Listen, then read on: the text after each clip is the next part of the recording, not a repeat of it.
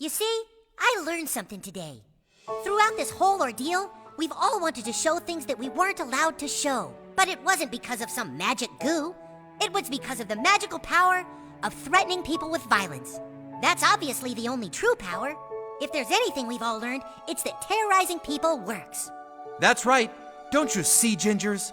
If you don't want to be made fun of anymore, all you need are guns and bombs. Hi everyone, welcome back to another episode of Over-Explaining Simple Things Because It's Fun, the only show on YouTube that speaks for itself. This show is one of the most controversial shows ever to run this long or be this celebrated, and I think that's because it's hilarious, and also because its commentary pokes fun at pretty much everybody equally. If you exist, South Park has found a way to make fun of you, but in a way that'll make you laugh along. Now on its 25th season, it's one of my personal favorite animated adult shows, although it's definitely not for everyone.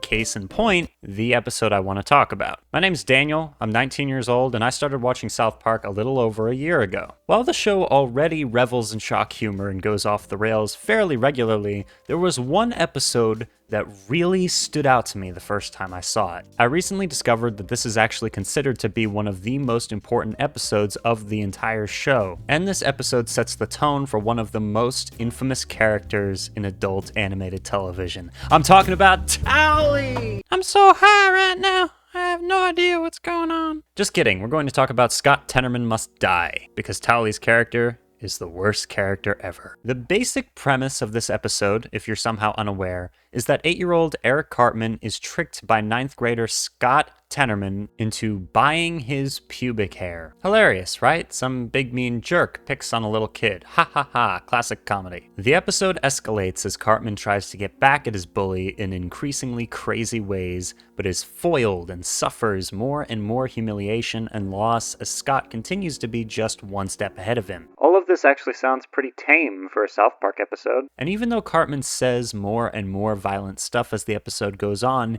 he's portrayed as a powerless victim and a bit of an idiot the entire episode. That'll definitely still be the case by the end, wink wink. Cartman's character in the show up to this point was that of an annoying, manipulative kid who's sometimes mean, but is also pathetic and not very intelligent. This specific episode changes everything about his character and really outlines what makes South Park so shocking yet so brilliant. If you've seen this episode, you already know where this is going, but if you haven't, well, I plan to slowly and excruciatingly build up to the scene so as to let you suffer, so have fun. After Cartman realizes he's been duped, he goes to try and get his money back. Scott tells him no, he's not giving him his money back multiple times. Then when Cartman won't leave him alone, he tricks him again and takes more money from him, totaling $16.12. Put that into perspective. To a kid, having $5 is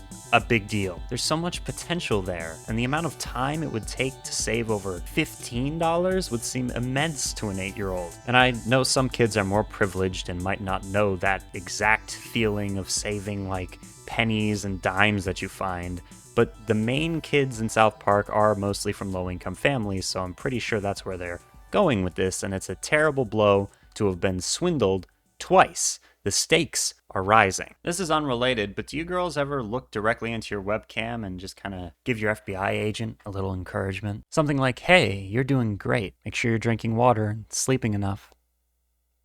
I love you. Now can you please take me off the watch list? Scott eventually tricks Cartman into going far away to try and sell the pubes at a pube fair. God, Cartman is such an idiot in this episode. And when Cartman discovers he's been tricked yet again, he has to hitchhike 106 miles back home in the pouring rain in the back of a pickup truck. He returns late at night and immediately pays our friend Mr. Tenorman a visit. This scene is incredibly important. It sets up Cartman's character for years to come and really shows us how high the seemingly low stakes have become. Scott tells Cartman he'll give him his money back if he gets on his knees and begs him for the money. The whole episode, Scott is trying to see how far he can push Cartman, how far he'll go for him. When Cartman complies, he then starts to push him further and asks him to sing that he's a little piggy and do an embarrassing dance while he's on his knees. Notice that the concept of a pig is referenced over and over again in this episode. When Scott tells Cartman about the pube fair, Cartman says to him, "Ha ha, charade, God you are. Pink Floyd, anyone? Later, when Cartman starts plotting, he steals an idea from Hannibal and describes it as the movie where a deformed guy trains giant pigs to eat his enemies alive. Also, at the very end of the episode, after all of the messed up stuff happens, we can see Cartman doing his best Porky Pig impression. Now, this is just my opinion, but I think that in this context, the word pig is very negative. It's spiteful. We're going to discover who the real pig is, Scott Tenorman or Eric Cartman. But I'm getting ahead of myself. Scott then makes his biggest mistake. After Eric did everything that he asked, Scott says he never needed the money in the first place because he, Scott, has a large allowance. He then proceeds to burn the money in Cartman's face and slam the door on him. As the rain pours down from the heavens, we witness this villain origin story. Cartman discovers Scott's favorite band is Radiohead and tries multiple different ways to get the members of Radiohead involved with his varied, creative revenge schemes, all of which are implied to be pointless and impossible. Multiple people tell him to forget it and cut his losses, but Cartman tries to publicly make a fool of Scott by dubbing over a Radiohead interview, making them say that Scott is dumb and annoying and that they won't go on tour because they don't like him. Scott then retaliates by showing a video of Cartman dancing and begging for his money. Kenny dies of laughter. Cartman tells Stan and Kyle of his current revenge plan, which, if you didn't know, was to get Scott's penis bitten off by a horse at a chili cook-off. Then Radiohead would arrive and see him with his penis bitten off, which would make them hate Scott for some reason. Cartman's reasoning is very flawed. Let's just leave it at that. Stan and Kyle warn Scott about Eric's plans, and I think that that's important. They've seen this whole episode how Scott has been treating Eric, yet they still warn Scott. Now, you could say they're warning him because of how violent Eric's plan was, but they say exactly why they're warning him, because they hate him. Now, I'm not trying to say that Cartman is at all in the right here. In fact, he's pretty much a sociopath from this point onward in the show, with an apparent inability to care about anybody but himself. But this is a perfect, classic, melodramatic revenge plot setup, as everyone turns their backs on the protagonist, giving the audience someone to root for. And the payoff is beautiful. Grotesque, but beautiful. Cartman arrives and gives Scott an invitation to the chili contest and pony ride. After Cartman leaves, Scott tells his parents of a starving pony on an abandoned farm, which prompts his parents to go and save it that night. Also, in an attempt to publicly humiliate Cartman again,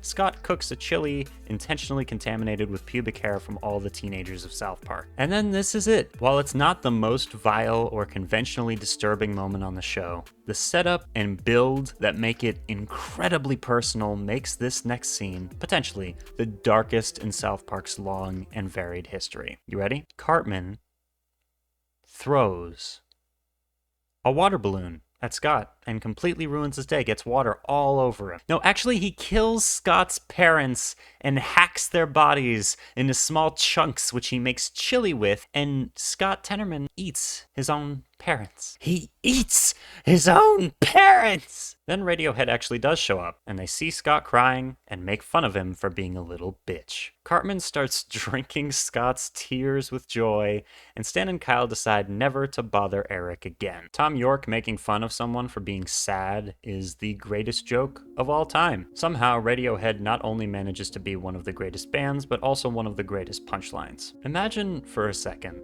the complete numbness that filled my brain as these events unfolded. The disconnect between the crime and the punishment is amazing. The reactions of all the characters. The way the entire episode Scott was always a few steps ahead of Eric. Then here, at the end, Eric manipulated everyone else till he was 20 steps ahead. He anticipates every character's actions. In fact, I highly recommend you watch the episode if you haven't, because my summary is, highly flawed. I'm mainly trying to talk about the concepts that this episode is exploring, but this is an amazing episode of television, if you can stomach it. When you're watching it, you even think, yeah, Scott kinda deserved it. He was a total jerk picking on an 8-year-old kid, and he pushed it too far. And with that, Cartman's transformation into the most evil kid of all time was completed. And my respect for the show's creativity and originality increased exponentially. Another thing that's important about this episode is it marks one of the first episodes of South Park to have one central plot line, instead of mostly unrelated A stories and B stories making up each episode. This shift was only the beginning, as more and more episodes of the show begin to follow this format, and to be honest, I like this format better, so it's awesome. While we do learn more about Scott Tenorman from later episodes, this one stands alone as a sort of twisted masterpiece of animated media. Many critics consider this to be a top 3 South Park episode, and I, for one, think I agree. Each like on this video equals one yummy, delicious tear of unfathomable sadness that I get to consume. 500 likes in this video and I'll make a breakdown of another significant episode of the show. God knows there's enough of them. Thank you so much for watching. Hope you have a great day. What the hell am I doing here? 'Cause I'm a creep. Yeah. But man. 'Cause I'm a creep. What the hell am I doing here? I don't belong here. Screw you guys, I'm going home.